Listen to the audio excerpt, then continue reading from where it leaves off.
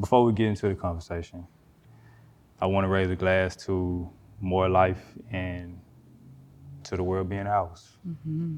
So, Cheers. cheers. I love that. Thanks for having us.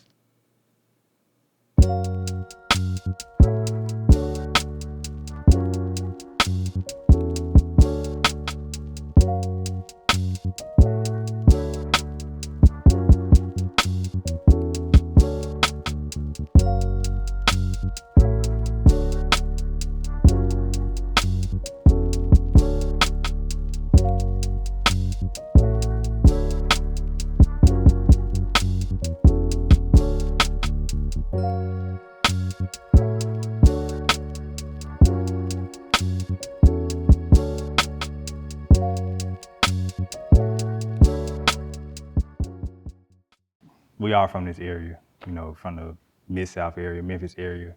And I feel like this area has a certain type of energy to it, like culture that's, in my opinion, like second to none. And the people here have a sense of independence. Mm-hmm. And like I always say, Memphis is my favorite city in the world.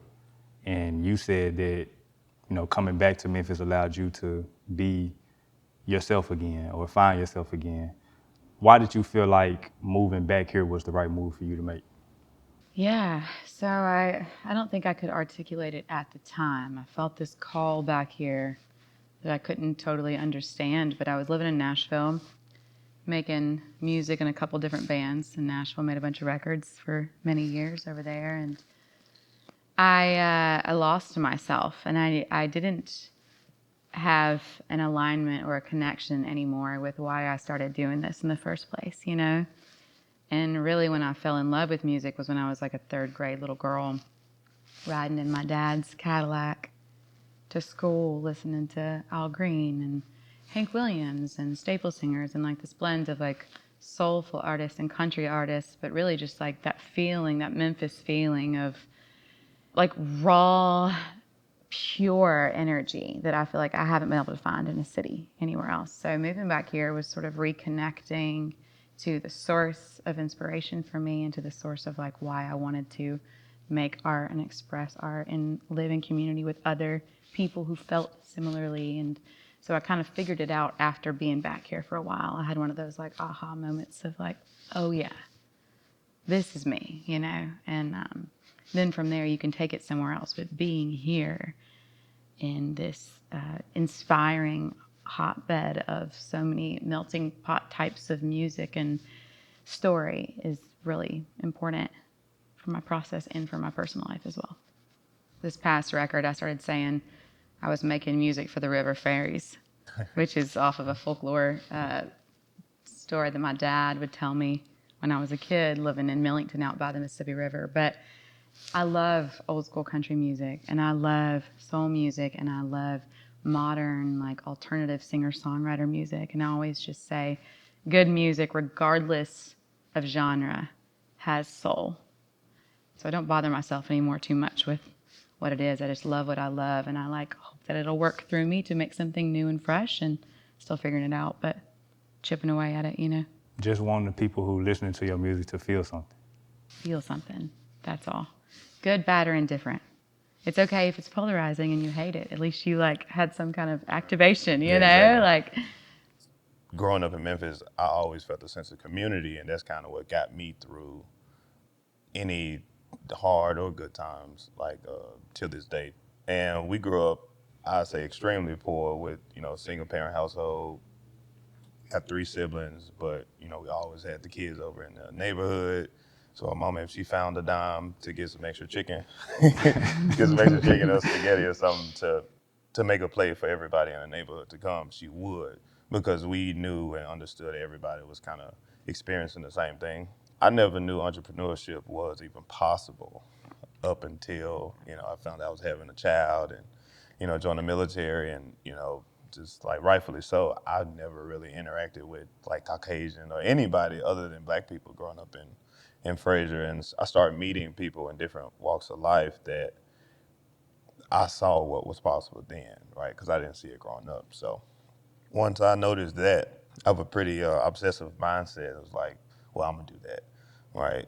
It's like borderline arrogant to the point where it's like, I'm not asking if I can do it. I'm going to do it and try it out. So I just used to try out things since I was a teenager up until now, just to honestly didn't expect anything from it, but to say that I did it to experience, to learn what it takes to be one, and eventually, when I got the funds to actually take something, full on and take it serious, to kind of get to where I am now. So Like I don't really like to be traditional in the yeah, sense of like how I do things. I'd rather, like, regardless of how it's been done before me, I'd rather do something that I feel like is right for me. yeah, Yeah.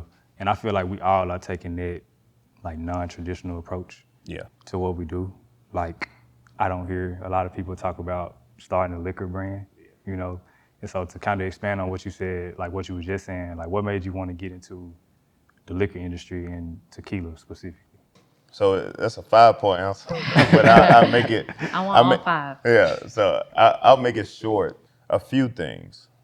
One, in the spirit of like entrepreneurship, me and my sister. So like I said, I got 3 siblings, but I'm closest to my older sister Tiara, and we always did everything together. Whether any time is like making money, we get in trouble, do good. Like we did everything together. So we made a promise to each other that we would never like let our kids go through this again, and we would be the ones to make change. All right, and that's what the concept of like shadow kind of came from. Just like growing up poor, we always just had to recycle the same clothes, same shoes, same everything. So we never really wanted to be seen, just like growing up, because it's like we got the same shit on. In front of you the previous day, but we'll wash it or whatever. We get in the shower, let it, put it in the washing, put it in the dryer, and put it right back on, and come in the next day. So we never wanted to be seen. So the concept of shadow was born when we was younger, and it was more so one, you never seen me without her, you never seen her without me, and two, it was more we came to a point it's like we don't care anymore. Like we wanted to start being ourselves. So it's more a play on coming out of the shadows rather than staying in. That open opportunity for us, like just kind of throughout the community and like whatever it is that we were doing in life. Now that we just like this newfound confidence in ourselves that like anything is possible. Like in it, like the word is ours, right? So like anything is possible. So that was born when we was a child. We never knew what we were gonna do with it. But it was like, shadow. One, it's like, where your shadow is? Like, they thought something was wrong if they didn't see me. So they call Jolly each other's shadow. Each other's shadow. But however, just the concept in general, it's like, coming out of the shadows and like being who you truly are. I started getting inspired by just doing something that no one else is doing, and I was willing to like bet it all, which I just like drained out my savings, 401k, everything to figure out like what exactly is it going to be. There's a lot of real estate moguls. There's a lot of tech moguls. There's a lot of everything that you more likely to run across. But in the spirits industry, I started to do my research, which initially started in wine, but there weren't a lot of founders. There were minority-owned brands, and it was all millionaires. I was like, well, I'm not a millionaire. And I was like, I kind of have the means, I kind of don't.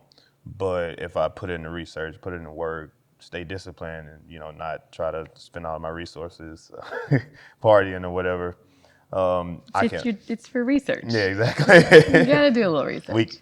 We it's like we can make it happen, right? And I pitched it to my sister, and she was like, "Let's go." It wasn't a question. It wasn't anything like why. Like I don't know. It's like we don't have $1 million. I was like, yeah, but I got a 401k and I got a savings, and it was like we young enough to make the gamble now. And she was like, let's do it. All right. So I built. So I basically emptied out everything and put all of my eggs in one basket, basically. Your story is so beautiful and incredible. Oh, thank you. And I'm just still sitting here thinking about that, and I have questions for you later. Oh, sure. But I'm not the host, so Shoot 'em. we'll after the camera just stop rolling. Yeah, Shoot 'em. And I'm going straight. I don't want to Open be the book. only one asking. I almost did ask a question. I was like, this is No, That's why I paused between. It was like, just in case, feel free to ask. Absolutely. Yeah, Please. Well, just get ready, because I will. All right. I'm going straight to Buster's to buy some of your stuff later, too. But you did say something earlier that resonated with me about all three of us, as I'm hearing a little bit more about your stories, is that we took a non-linear and untraditional or sort of unexpected path for ourselves, obviously from very different worlds. What I figured out for myself, and part of it was in alignment with coming back to Memphis, like I said, and kind of like finding my truth again and finding my sense of self again, was that a lot of the things I was taught as a young girl growing up in the South in, a very systematic, traditional mindset, right? A lot of that I unknowingly digested and took on as beliefs for myself no longer fit me and no longer fit who I want to be. And a lot of that's political, a lot of that is societal or spiritual or, sexist. You can probably pick up what I'm putting down, but Yeah.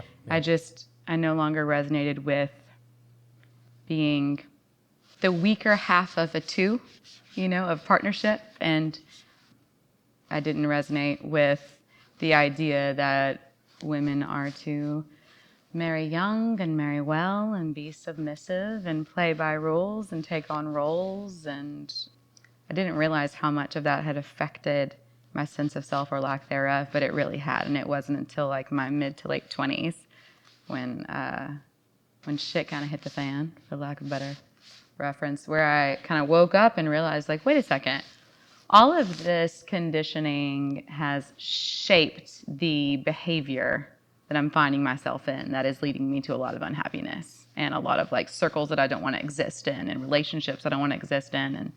So yeah, I just had to, like I always say, a wise woman told me to like take the bookshelf of my life and shake it really hard and knock everything off and let it be empty for as long as it needs to be empty until I decide very slowly and methodically what I want to put back on. And so that's the belief systems and the people and the like-mindedness of people who even maybe are quite different than you. But that's the kind of like family I want to create, is people who want to do something different and brave and courageous and break down some barriers that are unnecessary and keeping us all stuck with lower ceilings, And I'm an Aquarius, so I think we're rebellious by nature. I don't know. I don't even really know what that means, but I've heard. Yeah, what month Was is that, April? I'm January 22nd. No, January? I thought it was Capricorn. I'm right on the cusp. Okay. Which apparently is even more fucking crazy, but I don't really know. They just tell me. They're like, oh, God, she's on the cusp, Anything other than Sagittarius is terrible. Oh, yeah. I'm a Libra, so. Libra? Okay. October? September. Mm-hmm. So my birthday in 2 weeks. Oh. So I say anything other than Sagittarius. Turning 25. Yeah, 21. 21. Sorry to age you. Conscience aside, I kinda like it. The way you're moving my lips is exciting. Too bad nobody know, but it's fine, yeah. Go inside it, this one time, yeah. Both of the conscience aside, I kinda like it. The way you're moving my lips is exciting. Too bad nobody know, but it's fine, yeah. Go inside it, this one time, yeah. This one time.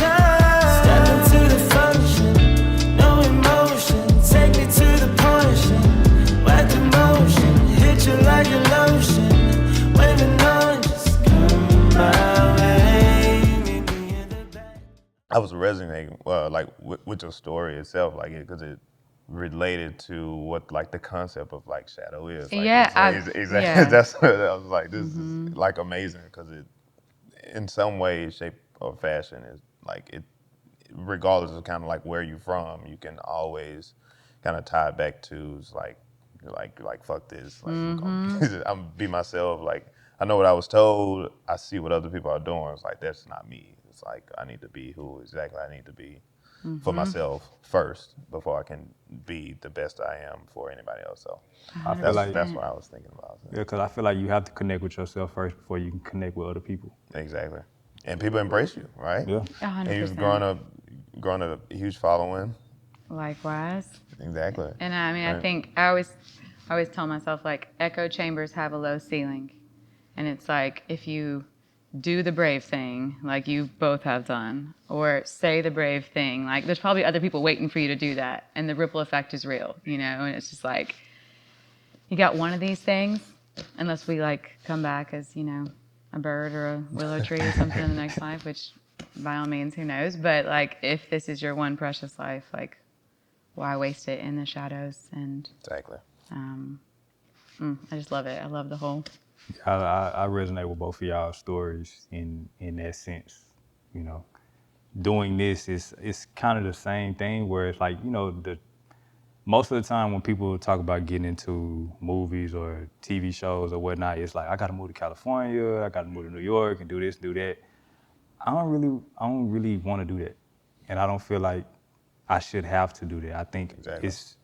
I can build a community and surround myself with like-minded people here, and you know, wherever else I like choose to take it to, but do it in my own independent way.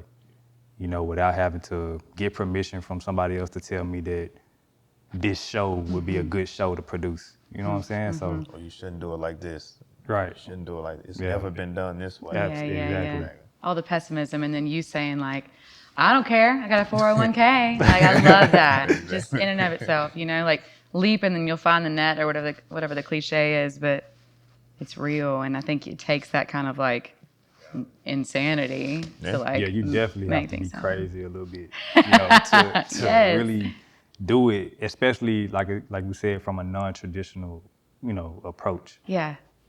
With all the feelings that, you know, we talking about now and that you had, how did that tie into you making Vanity Project? So the title Vanity Project was something that was said too many times to me, meaning, oh, she's not a real artist or she's not a real writer. She's just this pretty girl, used to be in beauty pageants. Like, let's just dismiss this. You know, she's not the smart one. She doesn't have much to say, et cetera, et cetera. And, you know, I did grow up. I was like put in like Tennessee beauty pageants as a kid, which I always say, like, if you want to fuck your little girl up. I'm just kidding. I mean, it's a robot. You're kind of like a robot. Oh, yeah. Oh, you're like young Stepford wife. It's like get on the conveyor belt to become the very particular thing that's like skinny and pretty and quiet, you know. And that was nobody's doing but my own. I just wanted to sing. And so my, you know, voice teachers or whatever were like, okay, we'll find you a place. So it's nobody's fault. It's just the system, right? But that whole idea of Vanity Project wasn't just a name that someone in a, you know, at a record label was trying to put on me. It was just this whole sense of women are to be quiet and kind and reserved, and it didn't work for me. So I decided to title the record Vanity Project as like my little middle finger. Yeah. And just say, like, if you're going to call me that, great, I will call myself that as well and use it, you know, in my art. And so that's kind of always been the way that I've made. I often, in more extroverted moments, will present as like, I don't care, and I'm so like loud and proud. And in reality, I'm very sensitive and more reserved. And so when something affects me, for better or for worse, like to put it into something, it helps me kind of like heal from it and make sense of it and keep on journeying, you know. And this is not a short game, what any of us are doing. Absolutely. It's a long game, and it like doesn't make any sense on paper. And yet, if you like tell the truth, advocate for yourself, and then find like a village of people who get it to be like, I got you, girl. Like, let's go. I think you can do it. So you never know who agree until you speak up. Yeah. And we're also damn scared to talk to each other. Yeah. You know, because everyone's afraid of like saying something wrong. Yeah. Yeah. Especially in, you know, Black communities, white communities. People are scared to death of having a damn Yes, conversation, you know? Absolutely. We before you walked in earlier, I was telling him, I was like, look, you don't have to edit anything I say out, because it's like if I said it, I more than likely meant it, and if I misspoke or was like miseducated about something, I will own up to it and take accountability and, you know, and say that. Oh my God, you me know, hey. too, of all We people. need a little bit more of that. Yeah. You know. Yeah, and like on that point, like the grand unlearning, not Yeah, that, exactly. you know, not to get like too like political here, but it's not political. It's just of the world, and for a good damn reason. But like the unlearning that like white people are having to do, like, don't say that shit. You know, you don't even realize that you know, say things or represent things, and it's really damaging, and it has been for all of time. So like the grand unlearning is okay. to own like when you say something wrong or when something comes out wrong. Yeah, but exactly. everybody's so scared Didn't to. know. My bad. Take accountability. Learn from it. Yeah. Move forward. Because even that, just like speaking up and saying, like admitting, like, hey, I misspoke, or if it's something you really mean, like stand behind it. Don't try to fucking. Sure. Like, don't be in the middle. You know Yeah, what don't I'm be in the saying? middle. Like, look, own up to it. Take accountability for it.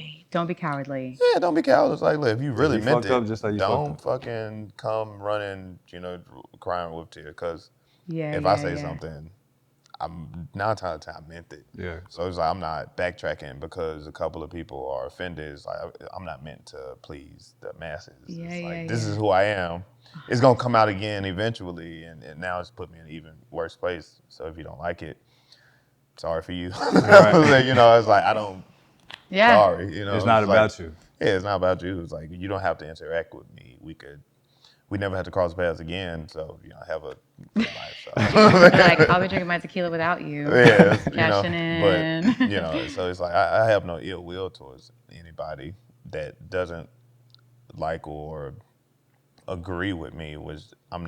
I don't surround myself with a lot of people that agree with me anyway, because I want to understand like their perspectives too. I don't have to agree with it, but it gives me a sense. Like I put it into my everyday life, my business, how I market. So it gives me another perspective of, okay, this is the type of things that they're interested in. This is the type of thing that they don't particularly like. So now I'll go back to business. Now I can actually target people specifically based on like their interests. Yeah. I don't have to agree with it, but it like makes sense for me to understand why. It don't necessarily mean we can't be friends either. Like, Yeah. Look, I don't give a shit. I was like, you cool people. Like we can still go get a beer or something. But Within reason. There's a couple people I'm like, all right, y'all are just kidding. You're on the outskirts. yeah, I was like, all right, but you. There's a line over here. I was like, The boundary of decency. I mean, I feel like that's the only way that you can really be educated is by surrounding yourself around people with different perspectives. 100%. Yeah, exactly. Yeah. Because you strip all the other stuff away. Like you start having a conversation without like actually speaking. You'll find out you got more in common than you. It's always that way, isn't it? Exactly. Like Yeah. my dad always says, I'm not particularly religious. I'm more spiritual these days, but I love all the things, whatever everyone's own way is. But he used to always say the Bible verse, in my Father's house there are many rooms. And his meaning of that was like, it's a big house. Every room for every kind of person exists in here. Like we need not room for more. We are all together, and I really love that. I love that. I love that. I don't know what verse it is. Sorry, Yeah, you Dad. said some real good analogies and put a lot of things into perspective. My dad is a hippie from the 70s, so you know Yeah, the one-liners are iconic. See, I need to use some of those. Get some of these Write some of clips, them down. Put it in my Yeah, I got you. my market. She brought light to my life and won't allow me to hide. Even put my bravado aside. You made me swallow my pride. You made me swallow my pride. They would watch me sip Henny and offer a high. Only you could kiss the scars from inside. Only you could kiss the scars from inside. Only you could kiss the scars from inside. Pools of film. Niggas can't swim, drown in sin. But in the eyes of God, I'm that nigga, I'm him. In the eyes of God, I'm that nigga, I'm him. Our career success and lifestyle success really is predicated off how well like we can connect to other people. We talked about marketing and stuff, but like what's been the key to getting Shadow in the right places and tapping into the audience that you wanted to tap into? That was an interesting question. I was talking to a couple of industry marketing professionals when we were discussing like target audiences and where do I see Shadow having, like, who's my target audience? I said, well, I would love to connect with everybody. That's like the first thing marketing. I would love to connect with everybody that's 21. You over 21? I don't give a fuck. Because One, I listen to people. Like, I don't. When I'm out, like in my free time, I chunk it up as work, but I'm out talking to people. I don't care what it's about. It's not always about alcohol, of course, because I hate just talking about alcohol all day. Because Right. like that was much more than just alcohol. I just so happen to use alcohol as a revenue generator. Yeah. But I love to hear people's story, how they grew up, why they are the way that they are, the way that they make decisions. I ask like provoking questions to the it's like borderline. It's not offensive, but I see how people react to like certain phrases or the way that I respond to certain things because I just like meeting new people to be honest, and because I never had that like growing up, so it's always like a journey for me to like to search and discover more and more, and like most people drink socially. They're more likely to have a drink socially. Absolutely. I recently did a mix and mingle. It's called Mix and Mingle at the Moxie. We have a every third Thursday of every month we do a Mix and Mingle event, which is intended for a networking event for working professionals, which is turned into like a fucking dating show. Ooh. Say more. So so I'm very intentful on like what's the purpose of why you're here. I myself, I'm taking the responsibility to go around and interact with people. I'm hearing what they say, I'm listening to what they say, I'm understanding what they do, and I'm remembering, right? So I'm just very intentful of I'm just allowing or creating the space for people to connect and just being like intentful with that.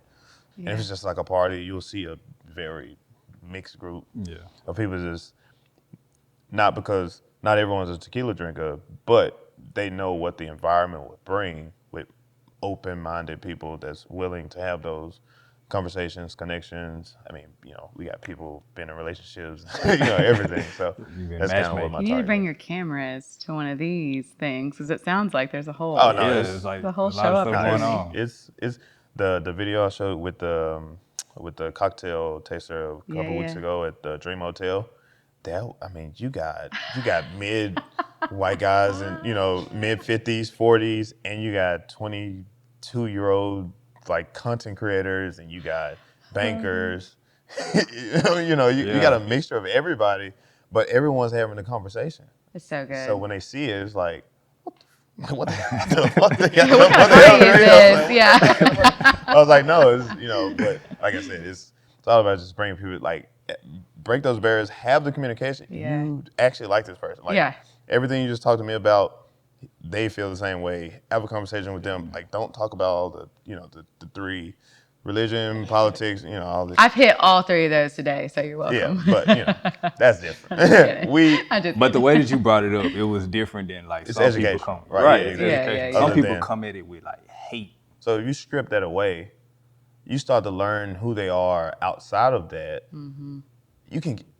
They can start talking about that, and you're like, you don't really bat an eye, to be honest. It's like, well, I know who you are, but like we just don't believe that together. Yeah. You can have that, but my perspective was like, okay, why? It was like, why do you think? Okay, now I can understand why you would support that, why you do this, why you do that, because you more likely don't believe in what I believe in either. Mm-hmm. I'm not trying to convince anyone to. I really don't care if you understand it, to be honest, because I'm gonna keep my opinion anyway. But I'm not gonna hate anyone, but because they believe in what they believe in, what they think. Yeah. Bro, we just talk like we just people. Yeah. Then let's have a shot. Yeah. Like just relax. It's like relax. For Let them. These Just- 2 hours that we're in this happy hour, bro. Yeah. Just, let's drink. If you drink, if you don't, that's fine. We got some great people in this place. They're probably drunk right now. They might be really fun or really not funny. Or look, you're not go to the next person. That's why 50 other people are here. So. In all of our industries, that's really what it is. I think whether you supplying the parties or the clubs or bars or whatever with tequila, or like you making the music that people are dancing to, Yeah, exactly. Music brings people together. People tend to consume alcohol. You could help Whatever. me, and yeah. That's why I started mentioning this I need stuff. more of you to make my people. Yeah. In my case, like you make somebody like a show that they love to watch. I think all of those things are synonymous with encouraging other people to have a good time. I also feel like it's important for us to not get so caught up in like the grind or the hustle, like culture of certain things, and make sure that we having a good time ourselves. So like, how have y'all been able to balance like the vision, like going after the vision y'all have for yourself, and still like having a good time during that process for yourself? It's a good question. And it's a funny question because, like, as I was sitting down to start this chat with y'all, I was thinking, man, this is fun, you know? And, like, in the pursuit of these crazy things that don't make any sense on paper, like you said, the grind can be so intense that you're like, okay. Like, for me, it's like you got to work all the jobs that you don't like to pay for the art dream, you know? And you're just constantly kind of like running around trying to wear a million different hats at once. But then to do exactly what you just said, and like as I sat down, I was like, this is a blast. Like the journey to the thing we're trying to get to can also be like Yeah. the destination, you know. Well, that's so cheesy, but it's like this should be the stuff that we like take to heart. And so I really struggle with that, to be honest. Like especially in this past year, just this huge pressure that I feel to like make good on a dream that I feel like, you know, my father sacrificed a lot of his life, and my mother, both of them, to be able to give me the opportunity to do this, you know, and I feel like I want to do well by them. And so sometimes that pressure on myself can be just so like rat racy, you know, just to hustle and hustle and hustle and never sleep and keep going, say yes to every opportunity. And so it is part of like my life's work right now to learn to slow down and enjoy it, have a good time, and drink some tequila in the middle of the day with your new friends, and like just let it be okay, you know. I don't know if you got any tips or tricks in this department. I'm all ears. I don't, Help because I me. mean, like I just told y'all, like I was up till 2 in the morning, like preparing for this. Like it's I just feel like I'm always in that mode of just go. Yeah. Like I don't really like, people will tell me I don't really take the time to appreciate what I'm actually doing Yeah. and like what's really going on around me. But when you're trying to scale something, Yeah. like that's a Absolutely. sacrifice that comes with scaling, not sustaining, right? And Season. yeah, right. Like it's a part of the journey. Like appreciating the journey along the way don't take my advice. I was like, it's enough. Like everything is work for me. I work 24/7. Yeah. I've learned to embrace what it takes to get to where I Yeah. want and need to be, because it kind of never really ends. You got, I like these different three-prong. I got a three-prong approach, right? It's like, when I grew up poor, I never want to be poor. So it's like I gotta think. That's your fire. Yeah, Like, I'm not going back. I was like, I'm not never doing I it. love that. However, I'm not afraid of being poor. Again, that's why I take the risks that I take. Oh, cool. Very well said. You know, so it's like I've been there before. I know how it feels, and I also know how to build something from scratch, right? So I'm able to live a little freely because I'm not afraid of going to a place that I've been before, because I've been there before. A sense of complacency could ruin your life just as much. Like taking a step back is like, because by doing that, you're sort of telling your mind that this is enough. You can appreciate it without. Like I said, this is not advice. I'm not there. This is not advice, by the way. You can appreciate it without having to slow down, right? Because now, like you can reflect on like how far you've come as you continue to build. Because that's everything that we're all striving to do. Continue to build on what we've already built. Yeah. Right? The story never really ends until you're doing something else. I don't plan to do this shit for a long time. I don't want to be the one having to be out 24/7. Yeah. Kind of selling the dream. I'll continue to pitch that because that's who I am personally. But you know, as far as building a brand, I don't always want to be working 20 hours a day, right? So eventually, I want to sell this shit. You know, away, right? The moment you get complacent is the moment you fall behind, because innovation Complacency kills innovation, and lack of innovation, you no longer exist. Yeah. Especially in today's climate. So that's kind of how I look at it. It's like it's good to appreciate it, but you don't have to like Stop. Because it's gonna take the long nights. It's gonna take the long days. Because that's what it takes. You just said something I'm never going to forget in the way, and I'm going to butcher it as I like say it back to you, but tell me if this is what you said. You said, like at the same time, you're like, I've been poor before, so I don't want to go back. So that's part of my fire. But also, you're not scared to go back because you've been there before and you've seen yourself climb out of it. And like that duality is that's like really profound to me. And my circumstances weren't poverty, but when I think of my own going back and what that is for me, like the idea that you're like, I'm never going back there. That's where the rebellious spirit comes yeah. from. Like it all ties together. if shit hits the fan and I have to go back there, I'll get out. Like, yeah, exactly. That's so beautifully put. Step backs. Take one step back, 2 steps forward. It's Add like, it to my tab. Like you know. The therapist's office over here.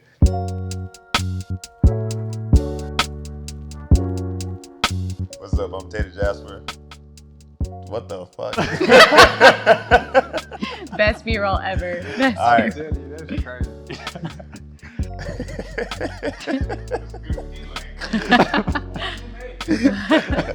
You might know that guy? All right.